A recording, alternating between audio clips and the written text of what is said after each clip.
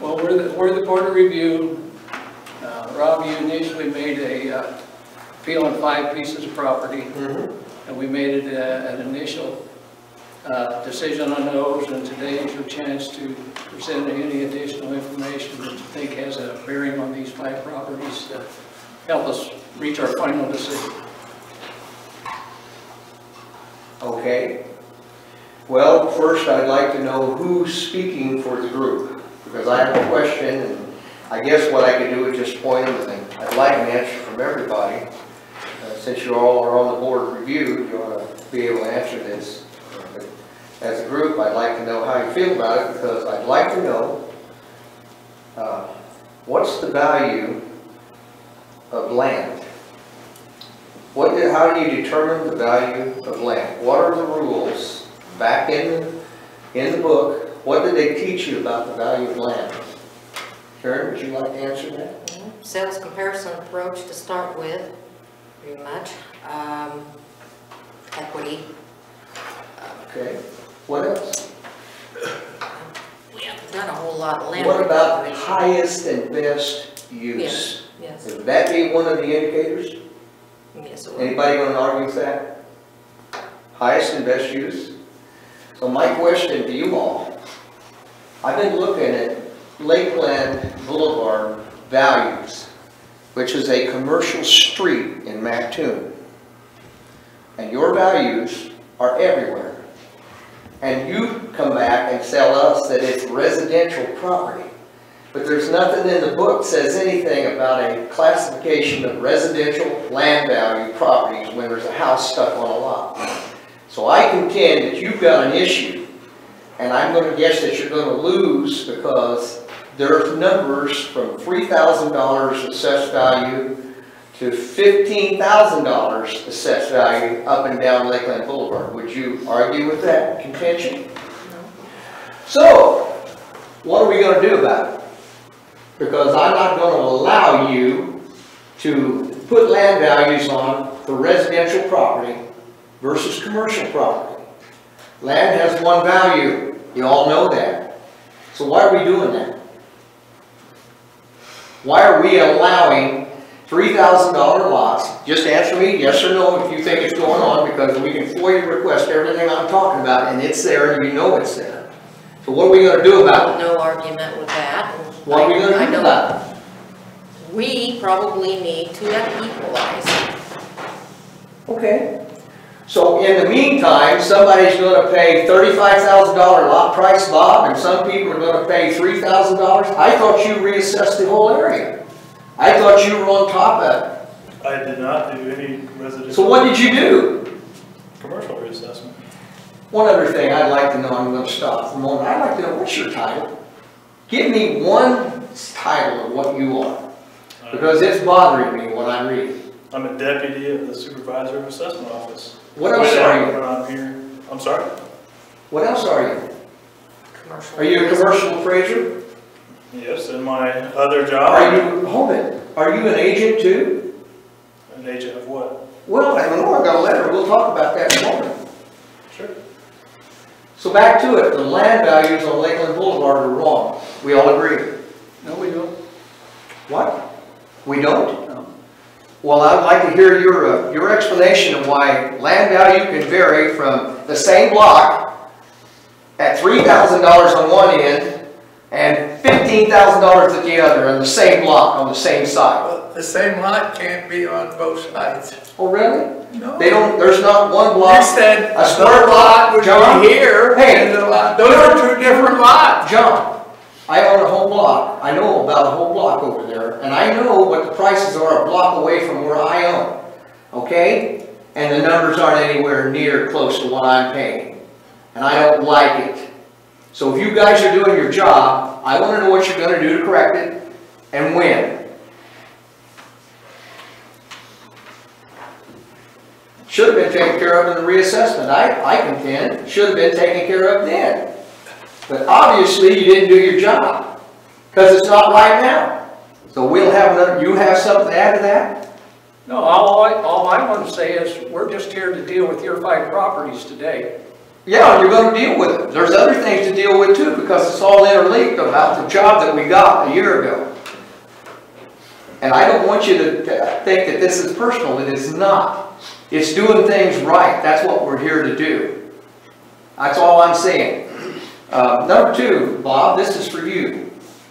You reassessed downtown Mattoon.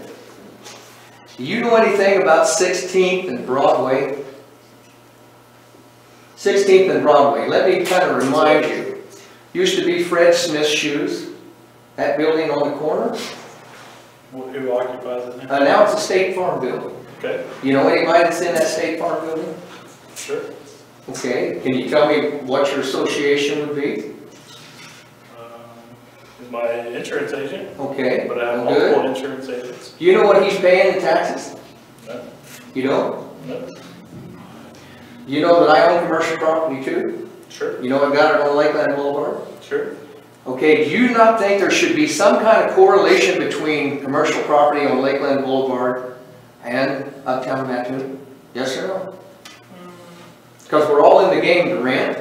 Yep, We all have a commercial structure, yes, okay? So much a square foot should comply from Broadway Avenue to Lakeland Boulevard because they're all commercial strips. Would that be a true statement? no, Really? So I'm going to tell you the dilemma I have. okay, You got him on the tax rolls for $25,000. You're telling me his building's worth $75,000. He's got apartments upstairs and he's got commercial space downstairs. Okay? You got me for a whole lot more than that on Lakeland Boulevard. We both own commercial property. His has been all redone within the last 5 or 6 years. He's got new everything in the building. So it's been transformed from an old dump to a new building. He's paying probably a third of the taxes I'm paying. So how does that make me compete with everybody else on the street? How is that fair?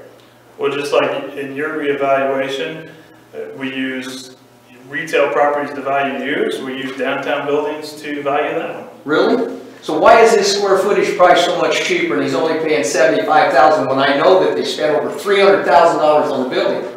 Well, if I had the data with me right now, I could tell you, but instead you want to play these gotcha questions. Oh, it's not a gotcha question, Bob. It's on the tax roll. I'm not gotchaing you. I'm telling you what you're doing. You're here today to present your evidence at Board of Review for why you think your property is. And I'm showing you what the problems are, and if you don't listen to me, it's okay. If you want to play the gotcha game, and you think I'm I'm not playing it, playing no gotcha game. well, I'm going to play it on you because we got you. If you want me to answer questions, you want me to give me a legitimate situation, I can get you the answers. Okay. So I'm not happy with that, because I think there's not a truthful answer for what you're doing, okay? Because it doesn't make sense at the end of the day and at the end of the year. I'm paying a whole lot more, and you're making me uncompetitive against the people up on the But block. you brought in appraisals last year, Huh? the Board of Review, right? Yeah, that's before I found out that you didn't do anything about the rest of the ground on Lakeland Boulevard. You left it like it was. It wasn't my job to touch. Well, whose job is it? You're the reassessment king. Whose job is it? You're supposed to know what's going on in the county. The commercial reassessment. Mm-hmm. Well, we're talking commercial reassessment. You're the one that was involved with it. I didn't. You're the one that put your rubber stamp on it and says this stuff's worth what it's worth. Yes, you did. And you guys took around and stamped it and said it was right. Now, I'm going to move on to something else for you. I mean, exactly my point. You don't want answers. You just want to talk over me. And No, I'm going to tell you. Here's the other thing. This is real important. Here you are being the authorized agent for the Coles County Board of Review. Yep. Comes from the Property Tax Appeal Board. Sure does. I want to read a couple little excerpts from your letter. Okay. For some reason, you all think that Stan Gordon can't appraise, even though he's been doing it for 40 years. I don't think that. Well, I'm going to tell you what your letter says, because this is what you guys say, because that's what he wrote. Stan has done multiple appraisals for me on my property, and I've had no Well, problem. you want to hear what he says? He hit on some and he misses on some, and others do too. And I Please, think on those he missed. let me read this to you, because you're a part of this too. Please accept the following as rebuttal to evidence submitted to this appeal. The appraisal by Mr. Gordon should be dismissed. You've been doing it 40 years, Bob. He was doing it before you were born. 40 years of service of this. This represents one of the 3 appraisals completed by Mr. Stan Gordon for Dale and Alma Perry. Appraisal submitted had significant deficiencies which raised questions with the Board of Review. I'm sorry, I can't hear you, sir. What? What? I can't hear you.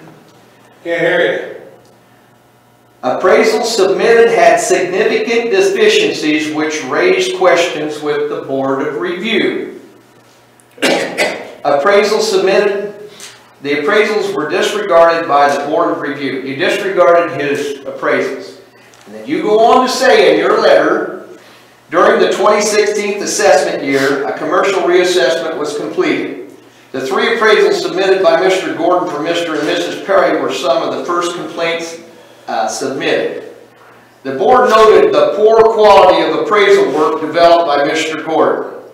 By the end of the Board of Review hearings, 10 appraisals of Mr. Gordon were submitted to the IDFPR, which is the Illinois Department of Professional Regulation, for review. So here's what I'm going to ask you. Okay. When did you become king appraiser for Coles County?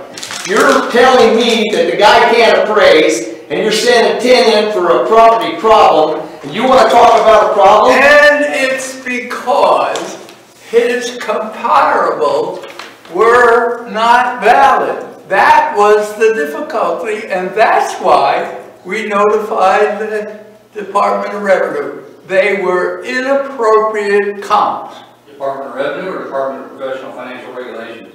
From who? Either the Department of Professional Financial The letter, Regulation. that letter wasn't that letter represents that it was passed on to the Department of Professional Regulations. I don't know what you're saying. Obviously. Obviously. Have you read the letter? I'm sorry for interrupting. Who's the chairman of this board, of the review board? I'm not sure what your agenda is, when your public comment period is, but from a standpoint of decorum, what's the process here? Who's running that? Yeah, okay. We all are. We're an equal committee. Okay. you. Who's on the committee? Matt, Frederick, I, and John. Okay. And at what point do you have public comment during this public meeting? Let me back up. What's your question? As a board, let me start from the beginning. Have you folks taken your Open Meetings Act training? Are you familiar with the Open Meetings Act? Are you familiar with the Open Meetings Act? Not had any of that training. I'm referencing, I'm not, as far as, you're the clerk, correct? I am. For the review board, and then I'm not sure the gentleman's name is next to Mr. Becker. My name is John Reardon. And you're on the board though, right? I am on the Board of Review. Okay. Well, Are you familiar with the Open Meetings Act? am I familiar with what? The Open Meetings Act? So what? Chairman, my question is, can you tell us when we will have a period of public comment during this public meeting? That's all I was asking. This is a meeting to consider Chairman? the appraisals of properties. It's a public meeting, it's a public hearing. Okay. There's got to be time for everybody to talk to the board, and I'm one of them that wants to talk to the board too. Well, the object of this meeting was to review Rob Perry's. And that's what we're doing. Yeah, That's what we're doing. okay. We're talking about ground values on Lakeland Boulevard, which I own ground on. We're talking about values on building values on Lakeland Boulevard, which I own on Lakeland Boulevard and Broadway Avenue. We're talking about what you did to the appraiser that gave me my appraisers and what you did from a standpoint of a board of review towards the Illinois Department of Professional Regulation. And Bob is on the letter stating that he is the authorized agent. Okay? All right. So what he's doing, what he's done is he's taken appraisals that I've submitted and sent them in to the property tax, the professional regulation, my appraisals, and he's rebuffing another appraiser because he becomes the agent of the board of review. And I don't think you've got that title, and I don't hold it. I don't think you own the title. First and foremost, I think you're an illegal hire. That's beside the point. It is. Okay, that's beside the point. No, The point is, you're writing letters saying things that are not true. Yeah, and if you read in there, I did not send them to the state. The Board of Review sent them to the state. The Board of Review had the deficiencies. Why are you, that's fine, but why are you signing the letter? They asked me in their advisory role to write the letter. That's Well, who it. gave you the power to be the advisory role? Because we can't find it in the statutes where you can do this. The chairman of the Board of Review. And that would be you? It is now. Can you point me the statutes where it says that he can do this? Because I don't think they exist. Can you point You're where pointing to the he can? statute that says he can't. Dylan's rule. I can. I thought I could. Chairman, do I have the floor? I'll answer your question, but I don't want to. Go ahead. Illinois is a Dillon's rule state. And what that means is you only have the powers that the law gives you, which means it's not a matter of where does it say you can't. The question is, where does it say you can? And I am confident your state's attorney even referenced that statute in Dillon's rule last night. The law says you have certain powers, and that's it. And if it's not in there, it's silent, then you don't have the power. And we can find no power for this board to designate an agent. And by doing that, he's signing his name as an agent, which makes him a public official, which under the Criminal Act is a violation of law, because he's not a public official, or a public officer, or an employee of this body. Dillon's rule specific. You have to find in the statute where it's the same with tax assessment. You have to follow a certain process. You can't just create one. Because otherwise the same argument would be flipped back. Where does it say I can't do it? No, the law gives you the power, you have to follow the power. Yes, sir, I'm sorry. Thanks. Now, I want to ask something so I don't do anything wrong towards the board. Is there going to be time for public comment after this part about my complaint is heard for additional comments? Well, we have a schedule of meetings on the other appeals, and you were allotted so much time, and we have the. So how much time do you give me? You had, I think, 40 minutes. How many? 40 minutes. 40 minutes, okay. So the question would be, there's not going to be public comment time, and there's other things that's connected to everything that I'm saying now. So I'm going to continue on, Okay. and it has to do with the substance of how we arrange these numbers and how we come up with them, okay? So, Bob, I have another question for you. Are you appraising commercial properties in Charleston and Mattoon as we speak? And have you since the time you took on the reassessment project? Yes. Okay. Do you have disclosure agreements in your work file for the county and the banks and all the taxpayers that you're servicing for the appraisals you have provided? Do you have that? What do you mean? I would like a copy of all your disclosure agreements that you've given the county, and if I don't get it today, I'll FOIA request it to you, Karen. But those need to be on file, and I think you know that.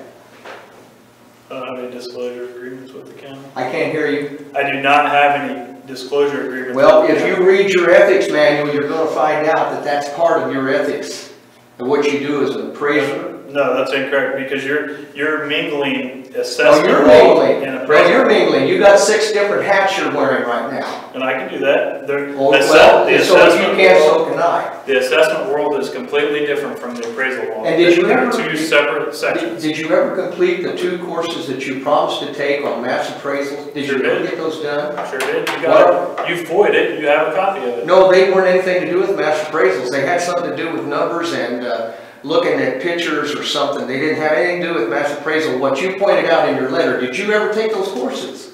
I took 2 courses. Now, that's not what I'm asking you. Did you take the courses that you said you were going to take? What does the contract say? It said you were going to take 2 courses. Oh, in you're a mass appraisal. contractor now? What does the agreement say? It says that it was, I would take 2 classes offered by IAAO, which I did, and you have copies of those. The other thing, there's been a full warrant filed against you and your work. And I'm going to let public comment, we're not going to have it. I'm going to stop what I'm talking about so we can get some of the public comment for record, on the record. So you have appraised commercial property, real quick, and I'm gonna move on. Commercial property, and you've been doing it for banks, and you've been doing it for the county. You see a little problem, you did a reassessment of the county, that's an appraisal. That's an assessment. It's still the same thing, you're valuing property. They're not the same. Oh, really? State No, law really. specifically outlines the difference. There's an Really? assessment and there's a appraisal law. Can you explain the difference, There's, please? there are differences. Let's get this on tape. Let's hear the difference. Heavens, The- this is idiotic. He's a certified appraiser. So he's got an appraiser's license. Huh? He's got an appraiser's license. Yeah, You he's just said certified. appraiser's He's license. certified. So he's appraising property. The assessment process is done by the township assessors. Really? Not this Why did he Yes, do it? they are. Why did he do it? Huh? Why did he assess them then? Why are we paying him? He's not a township assessor. Well, because he was hired to do that. No, he wasn't. But initially, the assessments that we deal with are done by the township assessors. He was That's never- a different thing He was never than hired to do the it. appraisal process, for heaven's sake. He was never hired to do anything. I don't want to talk about that. I'm just telling you the differences between the assessment process and the appraisal But process. you said That's he- what I'm telling You you. said he was hired to do the assessments. No, well, okay. He was never hired to do the assessments. Not,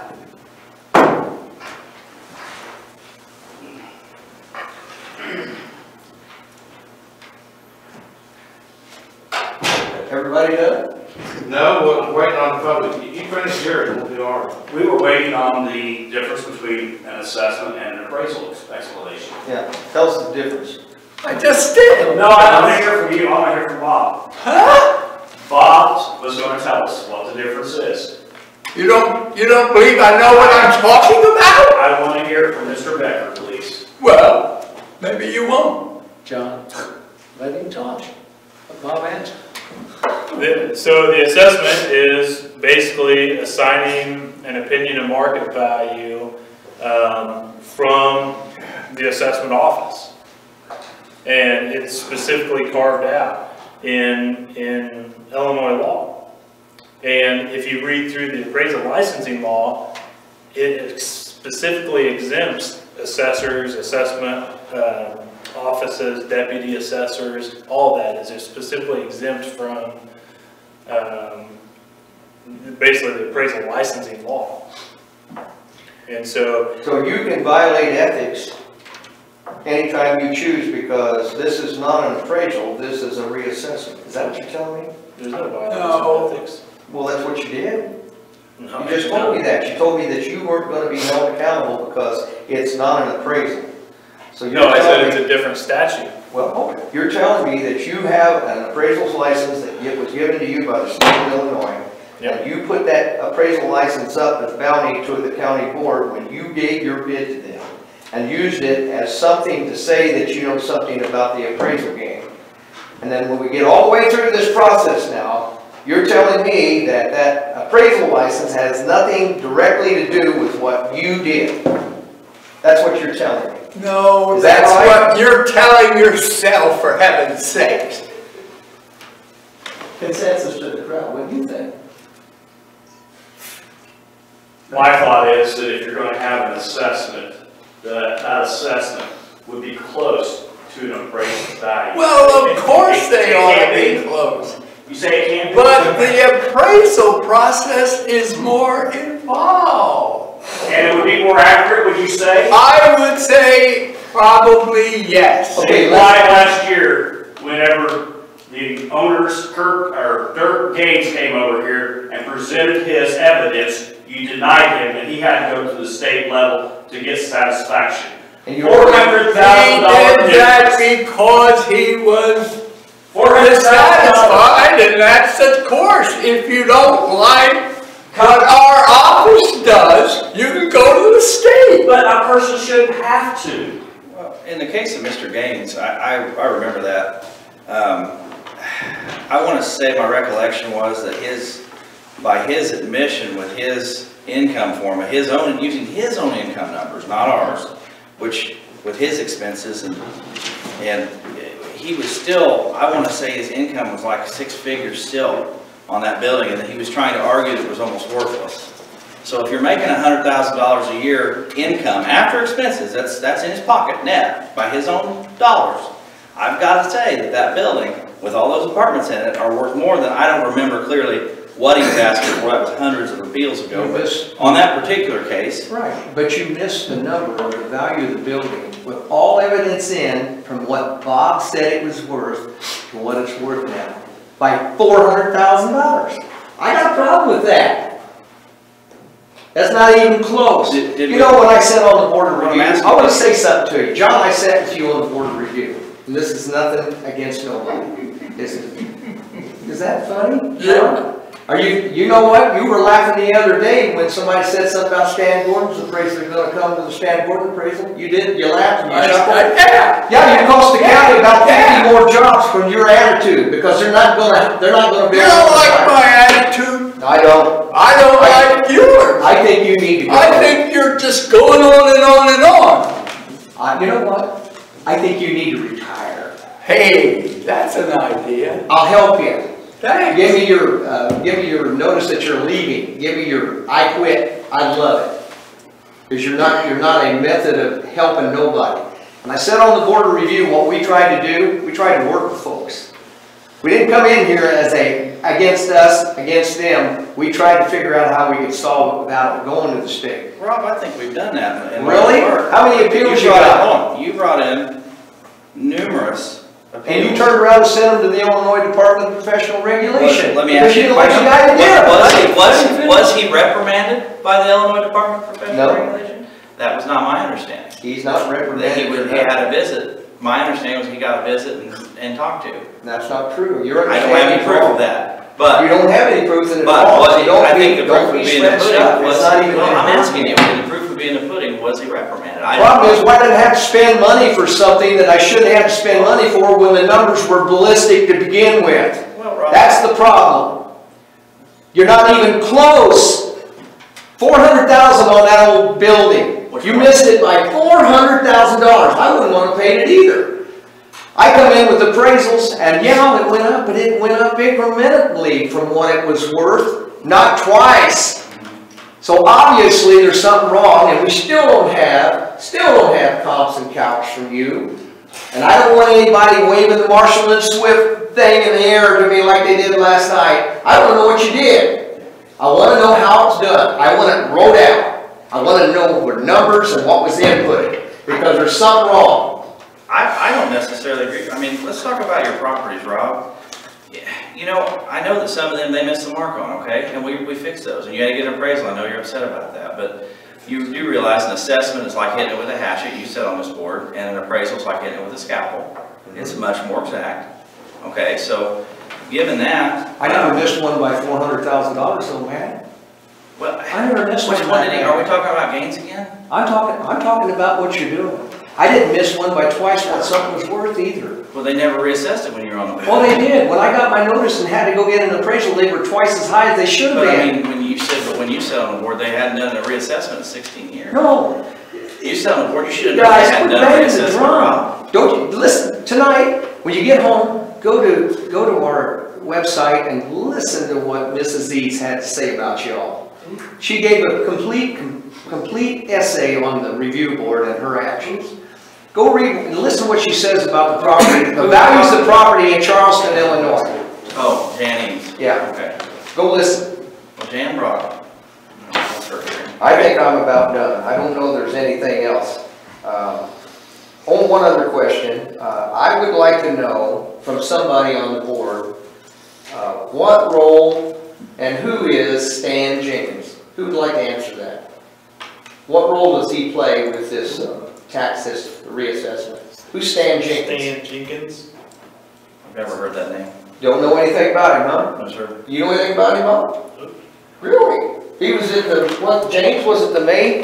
What meeting was it? Kurt? Board of Executives. possession. I think, in all fairness to Mr. Becker, I think he's out in the hallway with me on that meeting. Okay, well, Mr. Jenkins was in one year. I want to know what he had to do with the reassessment. You know Mr. Jenkins? I, Sam Jenkins? Stan. Huh? Can Stan. you tell me what his role is or what he does? Stan Jenkins was retired from the Department of Revenue several years ago, Okay. and he offered to help. Help what? To come in and talk to the board, to describe what Coles County was doing, what my office was doing. Words to that effect. I can't remember it verbatim, Rob, but Well, was he actually asked to come in to give his No. voice in the matter? no, he was Was he not. hired? No, he was not. Okay. Well, Who is it? Go ahead and tell me who he is, Rob, says the other guys are, they don't know who he is. Stan Jenkins, he has something to do with the Department of Revenue, and he was a board of review member in Champaign. We ran into him on a couple of meetings, and the whole thing, I just wanted to know what role he actually played, because we have in the minutes that he was at a meeting where the county board members and you and Mr. Becker and a couple of board review members, just wondered what his role was. Not this one. They weren't in the I was never room. gonna meet him with it. Not this one. Okay, so I guess that'll do my part of it. I guess whatever's left of my time for public comment will be okay. But I want to know what you're going to do about the value. You have 10 minutes. Pardon me? You have 10 minutes. I know, and I've got some friends back here who probably like to speak since there's not. Okay. And I'd like an answer about the property, because I want to quit, because we're not going to come to an adjustment to where you go through Lakeland Boulevard and figure out what you're going to do. I'm going to file a complaint with the state. Okay? You have the floor. I would just like to state that I will back up everything Rob had to say as far as land values. And it doesn't take very long at all to get on the GIS map and get on the tax assessment office values and find out that there are properties there that are zoned commercial that are not even being built at the proper levels. My property, for instance, I'm paying, my value is $10,000 on my lot. The 5 lots beside me are $3,300, I believe, each one of them. I'm paying $700 more a year on my land value than the 5 properties beside me. They're all zoned commercial. Now, would you not think that that would be an important part of this process also? I would say. You should go to the board of review with that complaint. I actually bring that up last year. Last year, I went to Mrs. Biddle. Did you go to appeal to the board of review? Hang on a second. I did appeal mine last year, okay. I also went to Mrs. Biddle last year about 3 properties on Lakeland Boulevard that were not even zoned properly, and she's aware of that. Glass gutters, the Kircher Village service down there, and there's, I think, the speed loop, all are not even incorporated into the city of Mattoon, but they are receiving city of Mattoon services.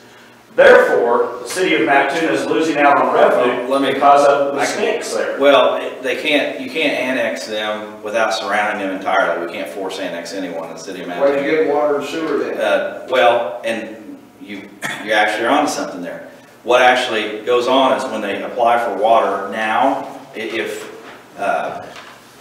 it would have to be a new water line or a new water service. If they apply for that now, the city has some sort of agreement where you have to sign to get the water. Then you can be automatically annexed in. But my understanding is that state law is that unless I surround them 360 degrees, I can't annex them. Now, I would agree with you that they all need annexed out there. The city, if you look out there, Rex, is a patchwork quilt jigsaw puzzle of not being annexed, and it's sad, and it's wrong, and it needs done. It's a difficult thing to pursue because, you know, your elected officials, it's not real popular to force people in, their property taxes are going to raise it. But how about just getting people's property cards straight? That's where I was actually, and I agree with you. It sounds to me, and I haven't looked into this, but I will, that it sounds to me like there is an equity problem along Lakeland between residential and commercial. But let me say this. Yes, go ahead. That zoning zoning, city zoning, being commercial, which it is, it's C3 all the way through there, I realize that. City zoning does not correlate necessarily to property class on the reassessment. So if a property was classed residential, then it wouldn't have gotten picked up by this reassessment. Now, should it have been? I would have to agree with you. I was thinking 2 or 3 years ago that the city of Mattoon changed a lot of their classifications. We did, yep. Would that have been caught then? Well, unfortunately, like I said, zoning doesn't correlate to the class at the assessor's office. Now, maybe should it? I mean, I'm not a CCAO, but she could answer that question. But to me, looking on the face of it, if it's a house sitting there, it's probably, but I see what Mr. Perry's saying too. The land could be used for commercial, but I think you could make a good argument that the house is a detriment to the land value of that commercial lot, because to use it for commercial, you'd have to tear the house down. Well, the other 4 lots there are empty, and that's unacceptable. I think we should look into that. I agree with you completely. The way you fix it, you figure out a per square foot price for Lakeland Boulevard. Well, and I think we should, but Rob, you do realize that land values are based on traffic counts too. And I would argue that the property south, as the traffic count falls off south on Lakeland, your land values are going to diminish because you don't have that exposure. I think you could argue that as well. But I'm telling you that you can develop that. I agree with you on that, but that's not really the board's responsibility. That's the assessment office. You'd agree with that, right? But you're saying it's her fault now. I'm not blaming anybody. It's been 16 years, Rob. It's a lot of people's fault. It's some county board people's fault that didn't get it done. It's assessors that didn't get it done, Rob. It's many people's faults. And so would you agree we've got a mess on our hands? I agree completely. You've got a mess on our hands, but I think this is a good step in trying to correct it. I think that we're making good positive steps to try to correct it. We've seen many values. I would say the average tax bill, even though we don't do tax bills, I'm going to talk about it because you guys are here and you guys are, I wish we could get the kind of involved people that you guys are. You guys actually care. If we had people like the watchdogs in every community, then honestly, I mean, how much better would it be? We just don't have that. And if you can't get people out of their houses even to come in, look at this. There's 20 of you here. There should be more. Okay, now that said, I do think we need to come up with something fair and equitable, but I don't think it's fair to throw everybody under the bus for 16 or 20 years of malfeasance. And I think the average, back to the taxes, the average tax bill on residential dropped a couple $100 last year in Mattoon, partly because of this reassessment. But the levies went up in Mattoon, the city of Mattoon, and Lakeland. Well, they're going to levy their max every time. You know that. They're going to levy their max every time. They can't pay their pension obligations. You know the problem, okay? You know what's wrong. Illinois is considerably overtaxed. That's why we're losing residents. But do we have to be like everybody else? Can't we be a little bit better than everybody else? I agree with that, but if your property's worth $60,000 by an appraisal, it's hard to argue that it's worth less than that because something got missed down the road. You would agree with that. Something needs fixed down the road, I'll agree with that. But let's not say, well, because they're not right, I'm automatically less. Listen to Jan Eade last night talking about the property over in Charleston. It started out at $499. You know, I want to say something about Jan Eade's. I want to say something about Jan Eade's. Jan Eade's property had not been reassessed since 1986. Now, I'm going to take a stab at something here. It would appear on the face of it that when they did the reassessment in 2001, were you on the board then? I was there and I went through it. I know about it. It's odd to me that a sitting county board official would not have gotten reassessed in 2001 when everybody else did. Does that seem odd to you? Well, let me. So Mrs. Eads hasn't been assessed in 30-some years. Let me show you. And so I explained to Hold on. I explained to Mrs. Eads that if you take simple math, and you guys know, you know this, you're smart, man, you're a good investor, you know this stuff. 2% a year, 3%, whatever it is, even the inflation, and you start compounding that over 30-some years. I mean, what was $1 worth in 1986 when she was last assessed? It's worth about $2.50 now. And so, by sheer numbers alone, her value is not that far off, and then she refuses to give me an appraisal. Let me take you back a little bit to that 2000 reassessment, because I know somebody that was there and went through it. I want to tell you what I was told. It's really important because I was in high school. I just want to say that, so you can't blame me for that. Number one, when they got through with the reassessment, everybody over at the county level was all high up in the air because they were in high cotton. They were going to get so much more revenue. There's no revenue. You know what happened? Some went up, Yeah. some went down, but it was basically a straight line deal when they got through. But you realize that that doesn't increase So here's the revenue. point, This if you do it assessment- 20 years later, and if that's what happened the first time, what do you think you're gonna get the second But time? Rob, you realize that it gains no additional revenue. You know that. That's why the houses went down. When the commercial come up, the houses went down. It's the same pile of money. It doesn't, that's a huge misnomer in this community, is that they needed more money to pay for stuff, so they went out and brought all the commercial up, and then they somehow had millions of dollars and went. The only thing you guys are chasing are sales of stuff that are bargains. There's no market. Commercial property has no market. Well, You're chasing stuff. I would that disagree with nobody's that, buying. Rob. Look at the block, look at the downtown area here. There's been 5 or 6 sales this summer down here. They're all been no sales, they've all been no sales, they're selling for less. I bought my building for $55,000 in 1991, okay? There was 12 vacancies on this town square, and when the city of Charleston started the revolving loan program, that stimulated some economic investment on the square. I was one of them that was spurred by the investment. And then the TIF district has done a great job of keeping the buildings on square. We've got 12, I'm talking, John, you talk when I'm done. We've got 12 buildings around the square, 10 on the north side that are empty, 10 that are empty. I've never had a vacancy rate in 21 years, starting 4 years ago is when it started. Well, and At a 17% vacancy rate, and that goes back to the ebb and flow of assessments. If it would have been done every 4 years, let's say in 2006, when you were in High Cotton with the university, building value probably more, I brought right? that up, but here's the And thing, then you gotta 3 or 4 take years into later, consideration current market conditions, and that's what you're I agree leaving with out. I understand that you raised industrial, No, commercial, and you're We giving relief are to absolutely residential. considering current market conditions. I'd have to disagree with you. We've actually applied a vacancy factor on top of. What was your income vacancy for factor? 25%. You're giving Obsolescence. 25%. Hold on, obsolescence. Because we give them we have the income formula, which I know you're aware of, right? Yeah, but I'd like to see The it. rent form, we've seen. Well, it's very- No, I haven't seen it, I've heard Okay. lawyer requested it for 15 months. I can give it to you without a FOIA request. There's nothing to hide Can on you it. give It's it to me income. right Yeah, you now? ready? Right now. Okay. What is it? So on Well, the herb residential. formula, John. John, for a minute. On residential or rental property, well, I'm gonna talk about units less than 6. Okay, on units less than 6, we give you a 10% vacancy. We take your gross rent, give you a 10% vacancy factor, a 20% expenses. If you combine those two numbers, simple math, it's a 0.72 factor, okay? 0.9 times 0.8, gross rent times 0.9 times 0.8, which is really times 0.72 for easy math.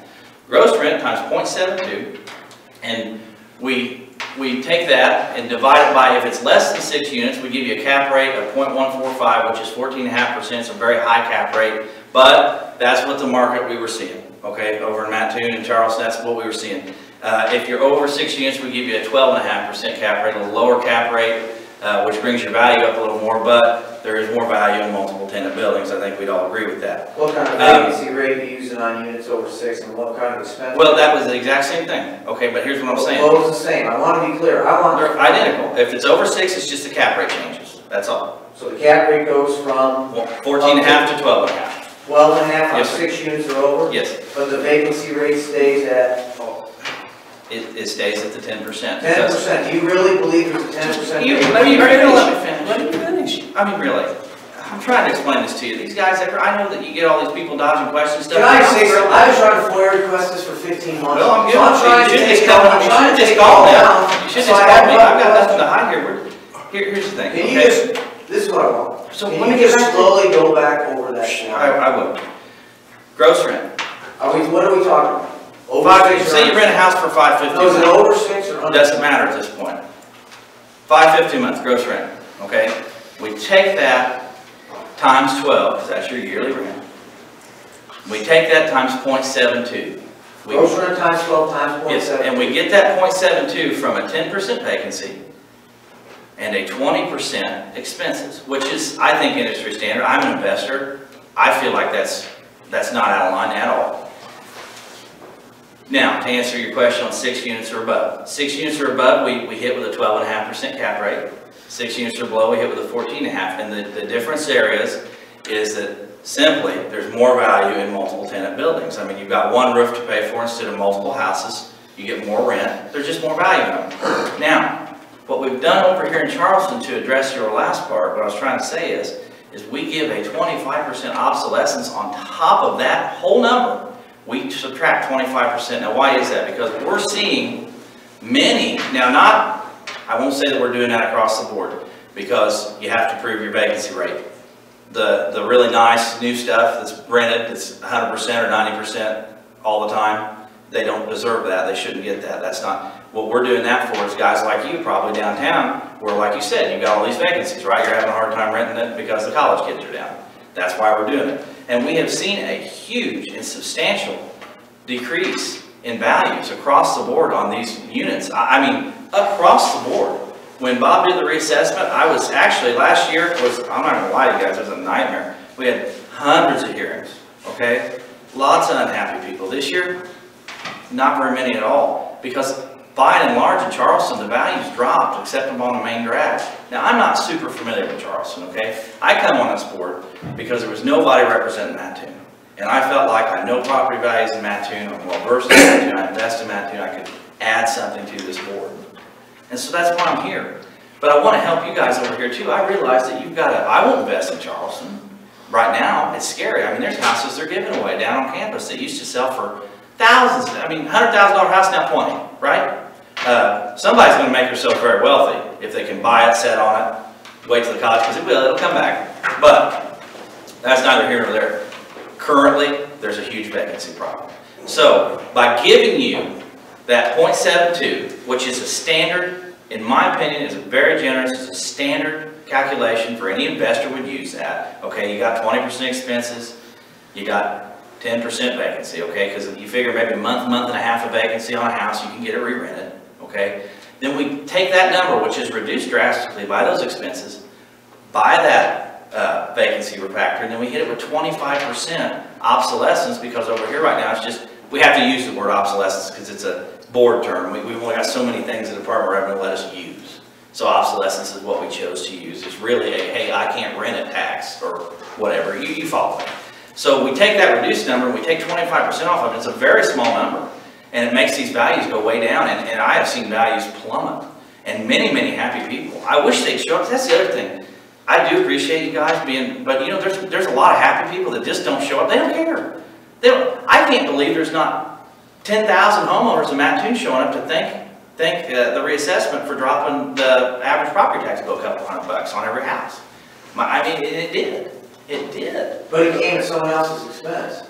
But are those values correct? No, are those numbers fair and equitable? And that's what I are those values correct? Are they? Is your building worth what they say it's worth? And that's the point of. And that's why we have the board process, because if they hit you, that's why you guys all love us, because we're the good guys. They hit you with all this stuff, and then you come in and say, I look at my job as more of an advocate, a go-between the Department of Revenue and the assessor's office. You come to me when you say, hey, I don't like what the assessor did.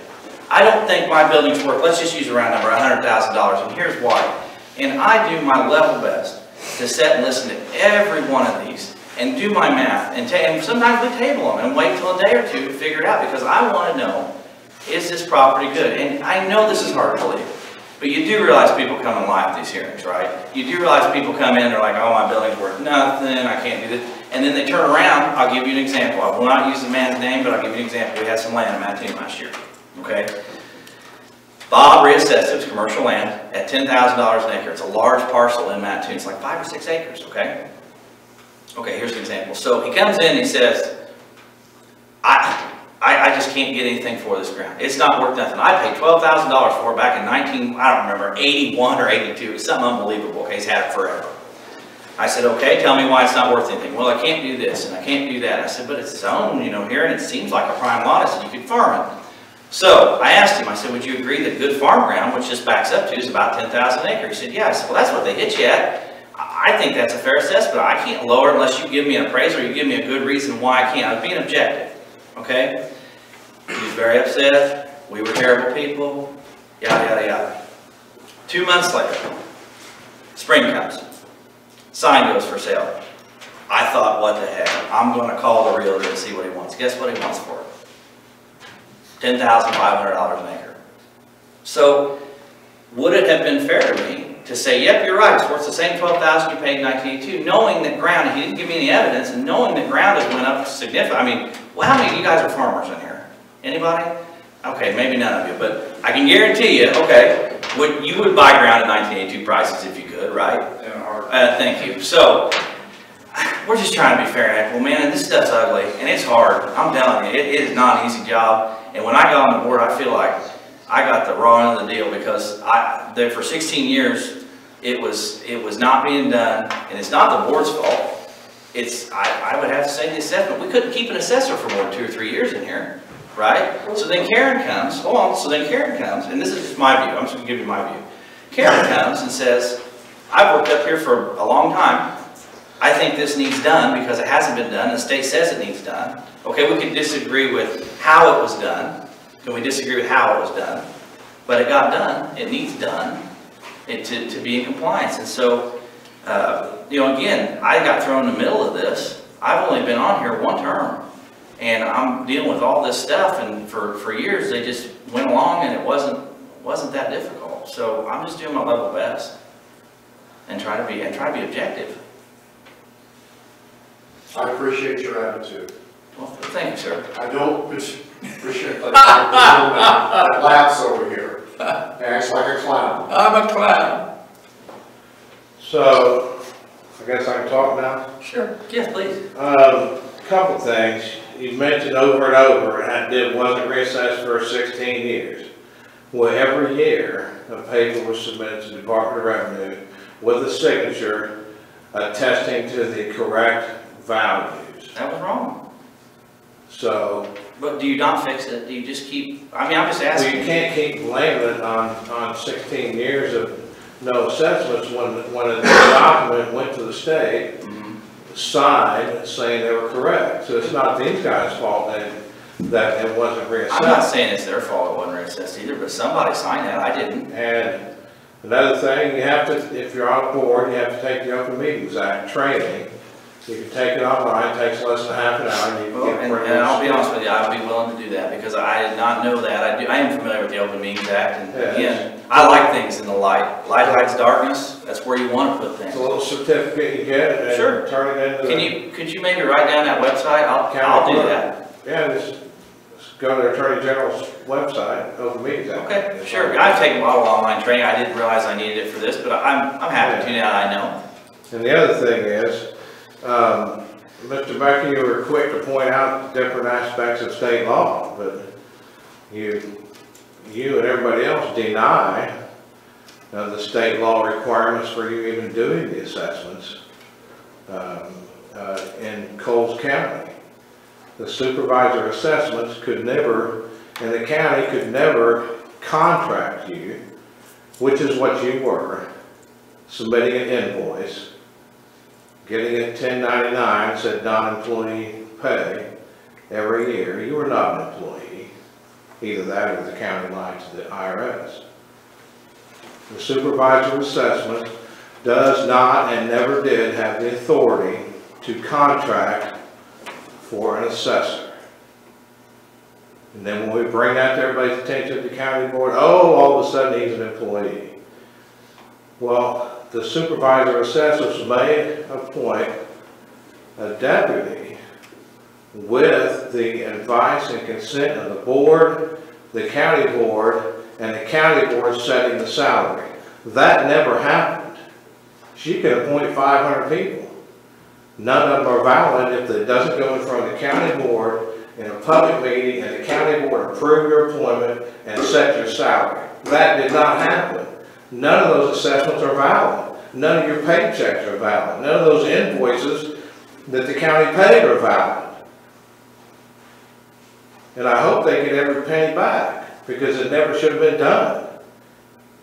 And for you guys to take any work that he did in the past worth anything but toilet paper is ridiculous. He couldn't have done any assessments in Mattoon or over here in Charleston. Period. None. That's all I have. Thanks. My next. I just got a quick short comment. comment. I do appreciate all your input. The interaction gets an answer to a lot of the questions. I think that helps alleviate some of the challenges. One thing Mr. Kraft echoed on, and I want to echo on it, as a board, the first hearing you had was Mr. Perry. Do you guys vote on whatever you're going to do on it today, or what's the process for that? Yes. Okay, so you're going to be voting on that. As the clerk, can you tell me, do we have records of how those past votes went? Yes. Okay. Well, it's not a vote. They will discuss it. They will discuss what was presented at the hearing and make a final decision, and then our office notifies by mail. How do you guys make the final decision? There's 3 spots for us all 3 to initial, and there's actually a spot for abstaining because there's We times. reach a consensus of agreement of what we think the final value should be. We all initial off on it, and then the office notifies the person who appealed within a week by mail. And then we tell them that if they don't agree with our final assessment, they have the right to go to the State Property Tax Appeals Board, so they know what the next step is. Okay, as a future reference, and I'm confident if you talk with your state's attorney, he can give you some input in regards to the Open Meetings Act. Anytime you take action, it has to be done with enough information provided to the people to know what action is being taken. It also has to be on an agenda. There is no agenda for these meetings, but by not having that, people can come back legally and say, I'm challenging the decision you made because it was done in secrecy because there wasn't an agenda. It violates the Open Meetings Act. And I know it hasn't been applied in the past, but that's where we're at today, which leads us to my final point with Mr. Becker. He's done a lot of assessments, but as this goes through the process, what we're have proven, under no circumstance was he ever hired under the color of law, either by Ms. Biddle's office or by the county. Therefore, any work it's kind of like a cop that was never a cop. You know, everybody he arrested and threw in jail has got action they can take back against, the public body. So in reference to what you guys are doing, any work that he's providing you, I would ask the question, under what authority? Because right now, nobody can provide it. Nobody has been able to provide it at all. The last issue, and I apologize, I said the other was the last issue, was back to the letter that Mr. Perry referenced. Is there minutes that reflect that this board appointed Mr. Becker to be an agent for this board? I believe it's in our minutes now. Okay, so you guys did not take action to appoint him as an agent? I don't recall. Man, that's been, we're talking a year ago, honestly.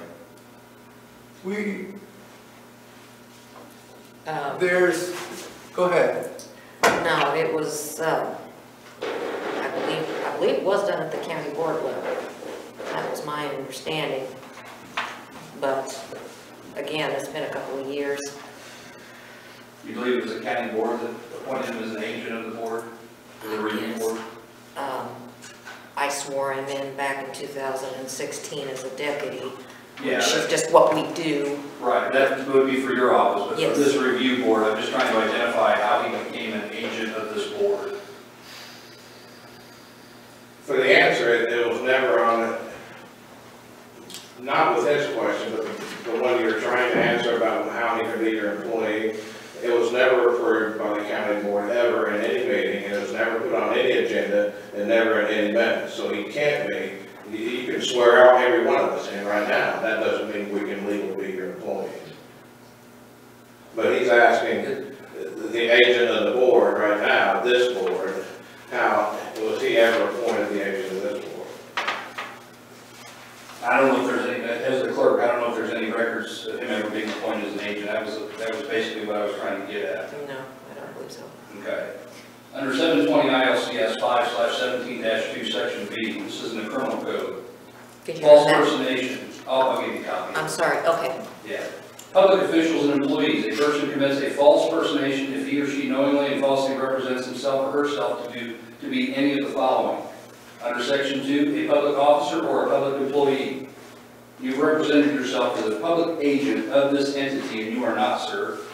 And I will leave you with the criminal statute that references that. It is a crime to hold yourself out as a public employee or official when you're not. That's all I have. Thank you. Anybody else? I guess that concludes my board review hearing. Okay. gotta hear Mr. Damaso, he's next, right? You need to convene for him and then. Convene. I don't know if we Well, you gotta make a Determination on fair use. You need to make a We'll do determination. that after the hearings are over, won't we? Huh? We're gonna do that after the hearings are all over. We've got another hearing coming up in a few minutes. What do you want me to do?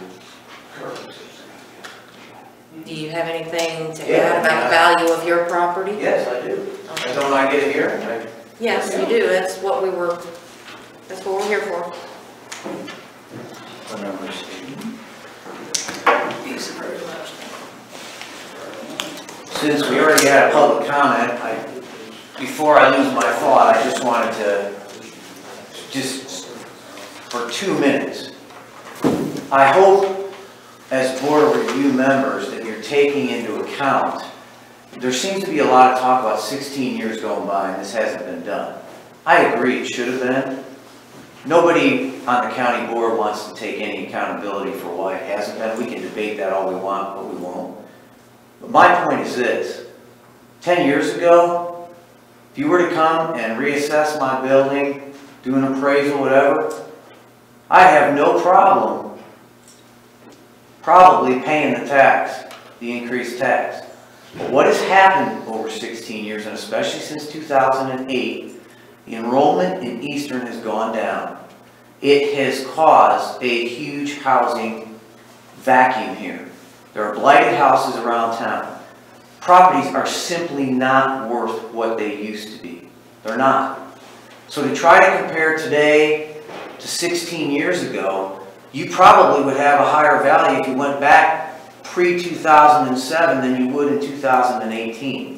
So just to simply say they haven't been done in 16 years, therefore automatically let's assume that the property's values are increased is incorrect. I didn't say you said it, I'm just making that statement. Yeah, I don't think anybody. I'm making that statement. Like I said, So by and large, it went down. But I'm just making that statement, they've gone down. So if we apply that, and everyone understands that, you can understand why someone who hasn't been assessed in 16 years that comes in, you'd be expected them to possibly, even if they're, let's say they would have been assessed 6 years ago, probably, I'm sorry, more than 8 years ago, before today, they probably would have had a higher value, now it's lower. So That's why it should be done every 4 years. I understand that, but what I'm saying is I always hear people using this logic that, well, it hasn't been done in 16 years, therefore it should be higher. It's not the taxpayer's fault it wasn't done, it was the county's fault. We paid our taxes every year for 16 years, because God forbid if we didn't, you would have took our property away from us. And the second thing, I do understand the difference between an appraisal and a reassessment. I understand that an appraisal takes individual property characteristics that maybe the township assessor or the supervisor assessment office isn't privy to.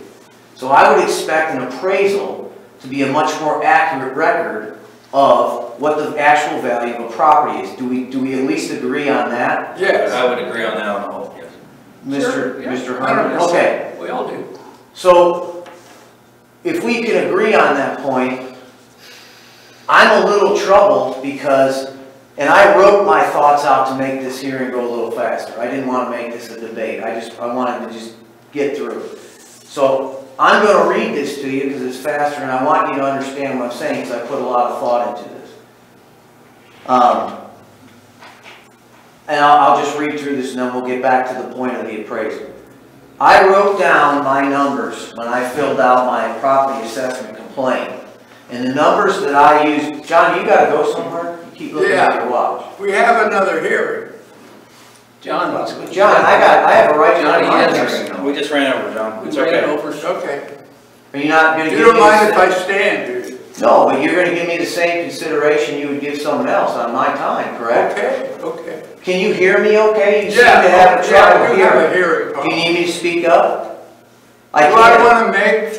No, do you need me to speak up to hear? Because if you're going to No, make you're fine. If you're going to make a decision on my You don't mind property. if I stand, do you? No, I do No, not. okay. I said that already. Are you hearing me? Yeah. Okay.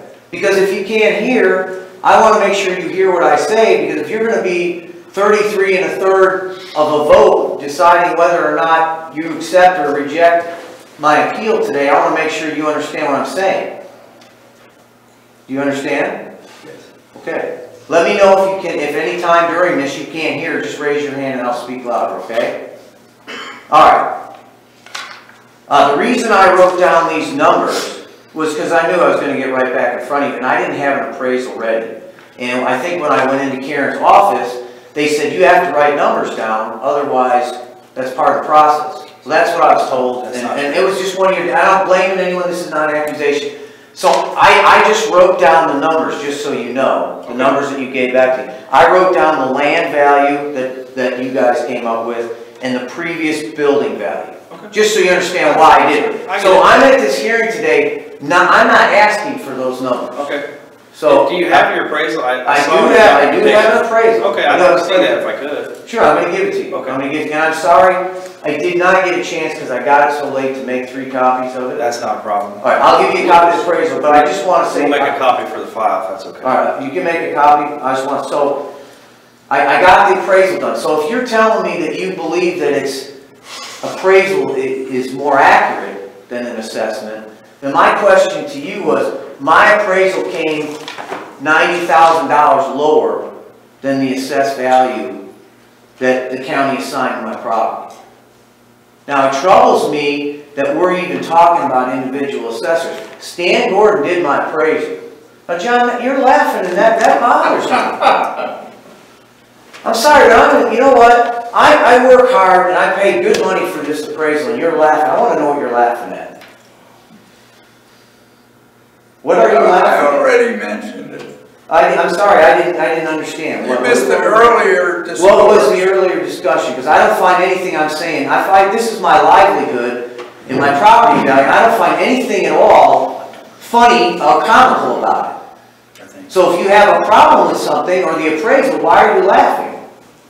I haven't read the appraisal. But you're laughing. I can't comment on it. I'm asking you why you're laughing. I am kind of familiar with the appraiser. Well, let me tell you why Stan did the appraisal. Mr. Becker, is it true that you work for Mr. Dan Corey? Yes. Okay. And Ron is my neighbor to the east here, and I know him. Yes. So I figured I didn't want to come in front of this board with an appraisal because I'm part of the taxpayer group that is involved with what's going on. You guys are aware of the situation. I didn't want anyone ever having to come back on me and say, well, you knew this guy, so he gave you a certain number, or there was undue influence, because quite frankly, no offense, I think it's a conflict of interest to have Bob on this board and have Dan Corey's appraisals coming here in front of you, because how could he not be biased? I'm not accusing you of being biased, I'm saying he works for him, that's a conflict of interest. So from my point of view, there wasn't a lot of options that I could get an appraisal done fairly quick, so I called Stan. And that's not why. I think Stan's a qualified appraiser, I think Ron's a qualified appraiser, I think Dan Corey does a good job. So when you laugh at an appraisal, you know what that tells me already? That money I spent here now, you're biased against my appraisal. Without even looking at it, you're biased at it. And that bothers me, and I think and I'm glad there's a county board member here, 2 of them, to see this. Because I think it's a bunch of crap that you're making a judgment on my appraisal when you hadn't even seen the numbers yet. And I take offense to that. So if anyone ever accuses me of trying to be getting any type of favoritism, I'm not. I want to pay exactly what my building's worth, and I know my building has gone down. Now you use before I hand you a copy of my appraisal, using the numbers that you gave me, and correct me if I'm wrong, Matt, because I had the conversation you were saying. You used plus 6 units, it was a 12.5% cap rate, right? Mm-hmm. And you used that formula. You gave 25% obsolescence rate. Is that what you said on top of that? Over that? Well, I happen to know that there was an appraisal submitted to you that was done by Dan Corey on Brandon Bell's building that burned down. Okay? I happen to know that you accepted this preliminarily. He didn't even have to come before the board. So John, and you guys came to a consensus, Mr. Herman and Matt, and you guys came to a consensus. Well, in that appraisal, I went through some numbers, and I believe my numbers are right. You can double check them. You accepted that appraisal with a vacancy rate of 15%, not 10%. You also had a 53.53% expense that you allowed for a total of 68.53 expense I can ratio. answer where you're headed. No, I'm just saying, Well, that's not what the easy. formula Well, you no, told it's me. very, very easy. Again, assessment is broad, appraisals are narrow. And the discrepancy there is very easy to understand. We use that formula when you give us nothing else. And that's the only thing we can, because we're trying to be fair to everybody. We have people come in, is your name James? Is it James? James, we have people come in and they literally fill out this piece of paper, and whether by ignorance or just spite or whatever it is, they just put too high. And so we try to look at that objectively and say, okay, we got in our books, there's this income formula we can derive, so we derived one. That's if you don't give us anything. Now, I would say that an appraiser, in this case, now you're going to, I might apologize, you don't remember that word for word particularly, but I'm going to say. So 15%. But an appraisal, or an appraiser probably actually went in and actually figured out what his actual vacancy rate was, what his actual expenses were. You follow me? I'm following. It's a scalpel instead of a, he gave us something more than what we could come up with on our own. Okay, so that being said, then the appraisal should carry more weight here. And my problem It does in the formula. Well, my problem is that some people are submitting appraisals, and then you guys are either accepting or rejecting them based on what your consensus is. But then when someone appeals to the state,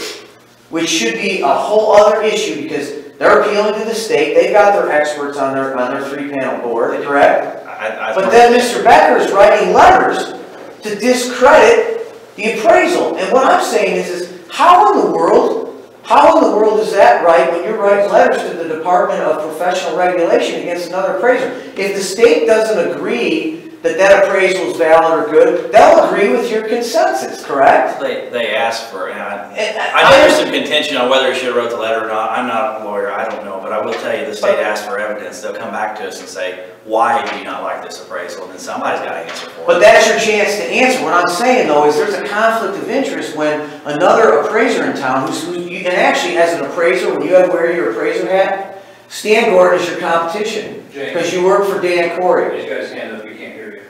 Can't hear me? Oh no, I'm sorry. Oh, let me finish my point. I wanted to make a comment. Let me finish my point. That not all appraisals are created equal. Some are better than others. Let me finish my point, and then you're more than welcome to comment. So what I'm saying is, Bob, in all fairness, someone comes through this process, this board makes a decision, they have the right to appeal Springfield, and you're trying to discredit someone who's your competition. Do you see why someone would think that could be a possible conflict of interest? Yeah, but I think you're confused on the process. When they come into the board, essentially, they're asking me, they say, hey, we got this appraisal here, what did you use? I'm showing them what I used, they look through the appraisal, they make a determination on that, they assign the value. Then, you know, there was, I think, approximately 12 PTAB cases this year from Mattoon last year. They had theirs filed. They said, hey, can you write the letter? So I went back, looked at what the issues they had with the appraisal was, what the support that I gave them at the time, and then compiled the letter based on that. But here's the problem, though. The problem is they should be compiling the letter. They should be sending it because they made the decision. You gave them the data. Are you right? You're providing the data, and maybe if they go to you and ask for the data, I can understand that. But the problem is you're acting as an agent, and an agent is acting in the stead of or on behalf of the board, and you're not a member of the board.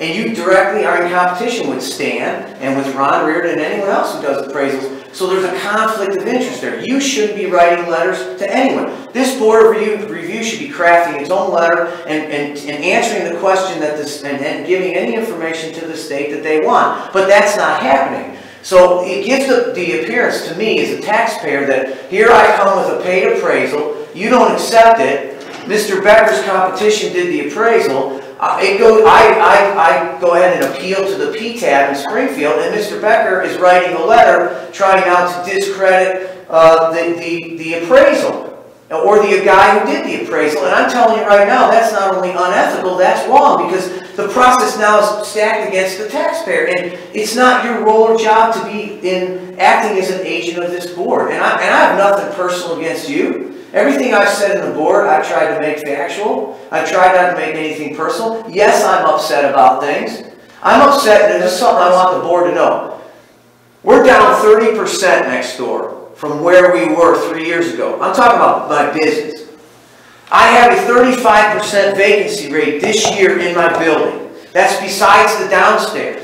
Now my cost is going up because you're telling me it's worth more. How can my building be worth more with a 35% vacancy rate? Oh, I'm not asking, it's a rhetorical question. 35% vacancy. So I'm telling you, I'm coming here with an appraisal. I'm giving you an appraisal. I don't want the appraisal to be judged. I don't want my appraisal to go to PTAB if you decide not to take it. And Mr. Becker to act on your behalf.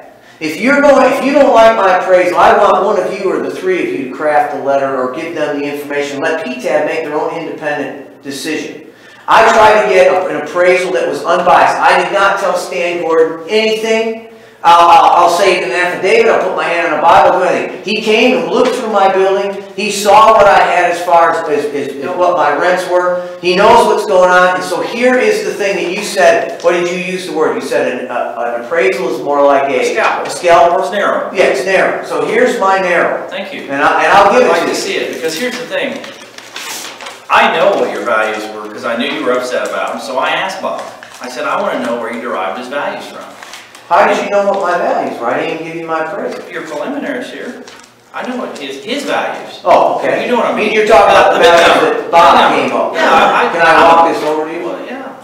I'm objective. I wanted to know because I knew you were upset about it. Talked to you before about it. So, thank you. Is that our copy? Or would you want? Can I? If you need me to make copies, I can run. We can make you a copy. We'll make a copy. And he derived the values from sales. And again, this is narrow. His is not. I can't say that I agree with that until I look at it. I'm not saying I disagree with it because of who did it, okay? But the Southside Cafe sold for $14.65 a square foot. The End Zone, right next to your building, and as now Kreitz Tile, sold in June of 2017 for $18.57 a square foot. Spence's on Jackson in May of 2017 sold for $25.59 a square foot. And Bliss on 6th, on July 17th, sold for $14.49 a square foot. Now those are 4 sales that were all valid, okay? Arm's length transactions. What better to value your building from an assessment standpoint? I'm not an appraiser, I'm just going to say from an assessment standpoint. If I'm looking at it broad, I see 4 sales, all very recent, all arm's length. So then I figure out what the square foot of your building is, and I hit it with a number. Now the answer for that is the average of those sales is $18.32 a square foot. It appears to me, based on my math, that you're assessed at about $20 a square foot. So, on the face of it, you should probably be closer to the average. That's just my opinion. I can't speak for these men. Okay? But, without this, that's all I have to go by. But now I gave you that. I Well, gave you the scalpel. So I'm going to look at it. I gave you the scalpel. But I got to look at it. Right? And I'll tell you why. You can look at it. I'll tell you why. This is not some cloak and dagger. I mean, listen. We had the same appraisal, the same appraiser on 18th Street earlier this session. Same appraiser. Properties were across the street from each other on 18th Street. Across the street, directly. On one, he derived a value of 70 cents a square foot for the land. On the other was $1.50. Now, they're right across the street from each other. Now, you cannot tell me that if I'm doing my job correctly and I'm sworn in and I was supposed to do my best to value these properties, so not so the commercial's high and the residential's low, but so everybody gets a fair shake, that I shouldn't take that appraisal apart and say, now wait a second, the same guy a month apart does 2 appraisals across the street from each other, and there's one's half the land value, the other across the street from each other. Okay, but that's so I mean, that's why we look at them. That's why we look at them. It's a great point. That's what I talked about last night at the board meeting. No, I talked about it at the board meeting last night, and this is not to knock Bob, but Bob, and I got the information in this pack. If I recall, what was the address on the building in Mattoon that Bob did the refinance? 621. 621 Charleston. You used the scalpel. You did an appraisal. You had your appraisal back. You came up with $95,000 for this. That's right. Here, I've got it in here. Well, I give it to you afterwards. Bob did an appraisal, and I'm not knocking Bob, I'm just sticking with facts because this is the context of what we're talking about. Bob did an appraisal on a building for a financial institution. It was done on, I believe it was turned in on the 15th of June, 2016. I'm almost positive. He was sworn in as the deputy June 1st of 2016 by Karen. So 14 days later, financial institution comes up with a price I believe it's like around $95,000 or $96,000. However, later in the year, during the assessment process, you assign a value to that building of $186,000 plus dollars. After you've already used the scalper on the property, how do you come up with something that's $90,000 more? And what I'm saying is I know they're different, but you already knew what the property was worth. You had information of specific property characteristics that dictated what that property value was, and you provided a certain number for the bank, and you provided a number that was double for the county. When I look at things like that, it makes me question what the hell's going on. So, I mean, do you agree, Matt, that at least from the onset that would look fishy? Or do you agree that without having the facts, if those are the facts, you know, it doesn't sound like the greatest. It may have been an error, though. I mean, there's so many. It can't be an error. It was reassessed within 4 months. I'm not here to speak for Bob. It was, okay? well, I'm not. I'm just saying it was reassessed within 4 months. People make mistakes, too. You can't make a $100,000 mistake like that. Not when you're appraising it. Okay, Yeah. can I just go Go ahead. Hey, that brings up to mind another appraisal that I looked at that Bob had done on ground. There's a couple of things that need to be pointed out, and I'm sure that some of the county board members. One of the pieces of property I looked at was Tom Loeb's attorney building in Mattoon on Charleston Avenue. There's a statement on the back of his thing that says, all property on Charleston Avenue valued at $10 a square foot ground price. Ground value, $10 a foot. Well, you go down to 621 Charleston, where Mr. Corey owns the building, he got in for $750 a foot. So what I'm going to ask you, when you make a broad statement for like property, commercial corner lots, why is one $10 for Tom Loeb and Dan Corey gets $750 a foot? Same identical street, down the road, commercial property. Can you tell me why? You'd have to talk to Karen about that because she did the reassessment. Well, no, I'm just saying, he went through he brought you an appraisal. He did the appraisal, we went through it, and there's $2.50 difference in the price of the land on the same street, a block down, corner lot. But I didn't have anything to do with Dan's. Well, that sounds good, Bob, but that don't wash with me, okay? Okay, and I'm no offense, I'm not saying that you did it on purpose, but the point is, it doesn't look right, it don't smell right. I can't tell you if it's right or not, because I had nothing to do $2.50 a foot for Dan Corey. Everybody else gets $10 a foot, all the way through Charleston. That's what I'm talking about. There's no rhyme or reason for what was going on here. It's not right. You don't make a statement of $10 a foot for everybody and get somebody $750. Can we get back to your, can we do your hearing? Would that be all right? Yeah. And we're here, we do have other hearings, they're probably sitting down there. Yeah, I know. You know, in fairness.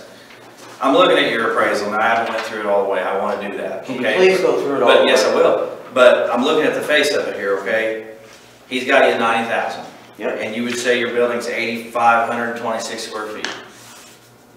That's what it says. That's what it says, 8,526. I just see if you agree with that. You know what, to be honest with you, it's all up and down. Okay. I don't know. Sometimes it's off. I'm assuming Stan. I'm not going by proper record card, I'm going by appraisal. I'm going to assume he measured it, okay? So, what we had you at, what we assessed you at was $20.47 a square foot. Again, you're higher than the average. I think that, in my opinion, you should. Well, why am I higher than you? It was just an assessment. I think we would have lowered you had you not even provided this at least to the average. I know this board that there's no way they wouldn't have sat down and figured out what the average was on sales. Okay, but I have a question for you if it's fair. What mitigating factors are he's got you assessed or appraised at $10.55 a square foot? Are there deficiencies in the building? Is there a roof? Yeah, I brought pictures. Okay. Can I provide my pictures? That's why we're here. Now, Karen, I apologize. I'm going to apologize to Karen because in the board, I only have electronic ones. I'm not a good techie, and I don't know how to get. I got to get someone to get you email these. I don't know how to do it. Can you email them? But to get you down, that's my question. Well, there's one thing. You understand that? Well, I'm answering your question. So here, you asked me what the mitigating factors were. Let me pull up the pictures here. I stink at this thing. Here we go. Okay. So, can I walk over there? Yeah, man, I'd like to see them. What is happening? I'm being polite. So what has happened to my building is, Water has been getting down the face of my buildings. Several years ago, I had the front of my building redone. I didn't know until this last year. There's several of these on here. My building, if you can see those rust spots there, and that's in the appraisal. You see the rust? What has happened is, water's been getting behind. You can look at my building right there. I put a cap on it last year, but evidently it's not working. It's getting in between the It's getting in between the wall. What has happened is, not only the metal lintels above each window are bad, they've got to go in there, tear out all the lintels. They got to re-brick the whole front of the building where they tear out, and they've got to fix the roof. And I've got pictures of the roof. Do you have any quotes for that work? Yes, it's in the appraisal. No, I mean. Yes, it's in the appraisal. You have contractors that have quoted you for that? Yes, it's in the Okay, appraisal. well, I didn't. All right, well, I guess I haven't looked at it. I mean, it's not fair to me to say it's. But that's what I'm saying, it's in the appraisal. Well, I'm asking questions. Here's another picture. And what I'm saying is, see, that's part of the damage that's occurring due to the water getting back there. And that's in the back, that one is in the lower. Would you be willing to take that down to Andrew and see if you can't print them off for us so we put it in a file? Yeah, I mean, I don't know how to do it. Here's the thing, when we have a property that's, like I say, you're at $10.55 and the average is $18, there has to be a justification from my standpoint on why we agree with that appraisal, and it sounds like there's some major condition issues and some detracting factors. So if I have that for a file, I stick that in a file. And this is no different than, I'll give the pictures to Karen. than what others downtown have done. She can Also, email that to herself. do you know how to do this? I don't know how. Well, Andrew's the man. I got a picture of my dog on there, don't erase that. You find one. These days, friends are hard to find. I gotta keep my dog. Mr. Donato, you've given us all we need. Well, I got one more thing for you though, and I brought this to the attention of the township assessor. No internet. I'll go down to your office and Yeah, see what I'll have it. Yeah. There's another thing that I have that I'd like to present as evidence too, is, let's see, I gotta find it here. And Karen knows about this, I don't know if she remembers, but they miscalculated, the township assessor, Crystal, can verify this. They miscalculated air conditioning. They have the air conditioning downstairs. I have no air conditioning Well, downstairs. and again, this will trump that, but we correct that. But it was corrected on here. Did that get? She wrote this. This is what she wrote down here. Well, we'll get it corrected on the card. That's not a problem. That happens a lot. So I know it's you know, part of the value of the building. I don't have any air. That's a large part of the value of the building. I know. We've had guys come in. Let me make another note of it.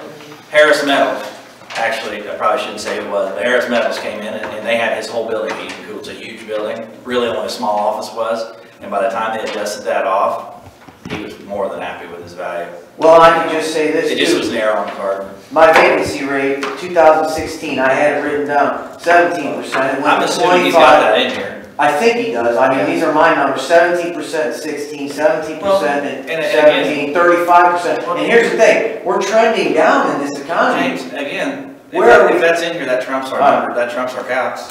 I've already said that. And I appreciate that. And I'll say one last statement and I'll be done, you know,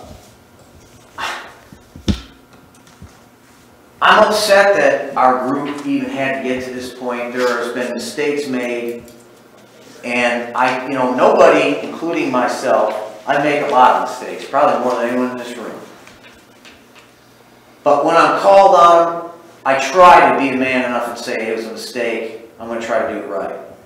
We've brought to you, and I think when I say we, I'm talking about the group back here. Nothing personal against Bob. I don't think Bob was hired legally, Bob. I don't think you were. You don't have to respond to that, but I don't think you were. And so, there's going to be some problems down the road for this board unless some things are cleaned up and things are start being done legally to make sure that you guys are doing the business of the board review the way the statutes speak to the way it's supposed to be done. So, I think you need to keep that under consideration. And the farther you go along, if in fact Bob was hired illegally, the farther you go along with these assessments, if a court judge deems that these things are invalid, then we're right back to where we were before. So that's for a judge to decide, though. I think we all agree with that. I understand that, but I understand. I'm just saying that you got information, you know, knowledge is power. You know, we can't. No, I'm just saying that the statute doesn't allow for it. You can read the statute for yourself. I'm just saying, I just don't think that this thing is going, I understand. gonna go good. Well, Mr. Donasso, I certainly appreciate your input and you providing us appraisal today. We'll make you a copy of that, we'll get your pictures, and then we'll use that information to come up with the final value on your property. And it will be adjusted for the air conditioning. Yes. How long can I expect a decision? You should receive something by mail in about a week. By mail, are you gonna have a meeting where that vote's taken? By mail. You're gonna take that action outside of the public meeting? I have no objection to taking the action inside of a public meeting. I think it's really a question of ignorance. It's never done it before. And so if we need to be doing it, I don't mind doing that. That's why I raised the issue, is because Sure. it becomes, if we don't do it that way, it becomes an issue that can be thrown back at you. Sure. To avoid it, we just do it in a public meeting. Can I ask you a question since you seem Yes, sir. pretty knowledgeable on it? I'm not an attorney. Well, I get that, but I could see it in a situation, how they've always done it. Not that it's right, but how they've always done it is they make the vote, they mail it out, okay, and then they follow the first step. The first step, we don't agree with you, they mail it out. The second step is you come in for a hearing. The third step is PTAB. I think what they're trying to avoid there is a situation where, you know, you're basically figuring this out in front of the taxpayer, and then they get upset, or they get, you know, and maybe that's just part of it. Maybe we got to sit there and listen to it while we're making the decision. I don't know, and I'm asking you, do you know? I mean, I think it's just to avoid, because really the only step past that's PTAB anyway. From a technical point, you should have the agenda should list the action you're going to take. In case they want to share. Now you've gathered everything, so it's on the table. So now you set an agenda for another meeting. If I was in your shoes, I would set an agenda for another meeting that would list the action that we're going to take. And the action is you're going to make a determination on Mr. Donasso's property, Mr. Perry's property, whoever's property. And at that meeting, that vote is recorded in the record by the clerk, so there's a permanent record of how those people voted on that property. Well, there's a permanent record because they signed their names. And the purpose of that, let's say that you voted on my property behind closed doors, like we've always done.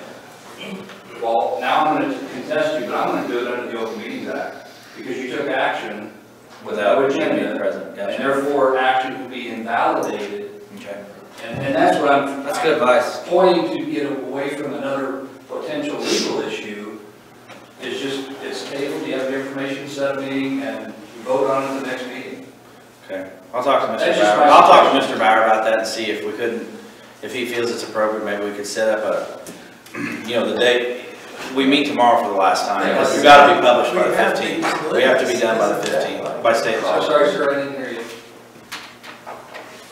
We have, when we sit down to deal with the case, we have a list of all the people who are going to be involved in the hearing.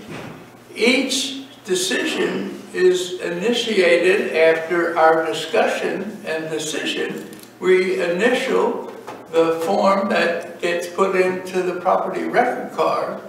Yes, That's how it works. He's just making sure it's not invalidated by some sort of. I understand that. Yeah, I get what you're saying. So in a sense, think isn't that list that we work from like an agenda? And we always initial that we're having the meeting and who's there. The short answer to your question is no, because an agenda is required to be posted 48 hours in advance. And under section 2E, it requires that the public be informed with sufficient information to know the action you're taking. So if only the three of you know, the rest of the people don't know, therefore it's a violation of the Open Meetings Act. This procedure has been in effect ever since I'm on the board, which is 18 years. Does that make it right? Does it make it wrong? Yes, sir, and that's what I'm pointing out. Well, if it's wrong, how can you correct it for 18 years? Back to that is that I'll talk to Mr. Bauer. If he's wrong, believe me, what I'll do is we'll get it taken care of it. We'll start posting agendas, and then probably I'm going to just guess how that would work is space the meetings out a little bit. That way there's 48 hours if that's what needs to happen. It's not that, it's a procedural thing, I understand. I think the conundrum this year is going to be we have to be done by the 15th. It's kind of, you know, But you want me to I'm talk? on the way to answer your question, no disrespect. Yeah. We've done it this way Well, for 16 years. show him that. Yeah. I hear that all the time, We've heard, we haven't done it for 16 years. I get it. We know it's wrong. What you've done this way for how many years, we know it's wrong. We're just gonna fix it, that's You all. think we should go I got a back and, question. No, it and go over, we can. I'm not asking I you to mean, go the back. people who John, are dead. I'm not asking you to go back. we got people waiting downstairs, John. The DevNet system, okay, that's being used in the supervisor assessment office. Yeah. Is it up and running 100% that you're aware of? Get that Is it what? downloaded or mailed to. What are you The talking? DevNet system that is in the supervisor assessment. You'll have to ask her. Karen, Pardon me? I have questions. The DevNet system that's in your office is being used, is it up to 100%? When are you gonna discuss? As far as having all the sketches. sketches in, not required. We had to hit I mean, we sketch, just, we everything. gotta look at, I don't know, we've got it down by 15. Like I say, it's really a contention of ignorance this year. If we need to fix it, we'll fix it. We were working, we've I had can't to answer discuss that that. without talking to Brian. It may not be immediate, but it's, I'm hoping that soon. Well, we've got other hearings, we got people piling up downstairs. And it's gonna take a while. The next hearing was at 1 downstairs in the room. We always have They it. could go ahead and make changes Sure. to your stuff, but they could pull the information into your stuff. Or if they wait, I agree. I definitely want that. Who's this other hearing we've got up here? Keening for, the old crackers. Okay. That means, that is, no, they're in her office. The campus office. The campus office. He was asking about getting licensed as a township, that's that. Yeah, that was gonna happen. Yeah.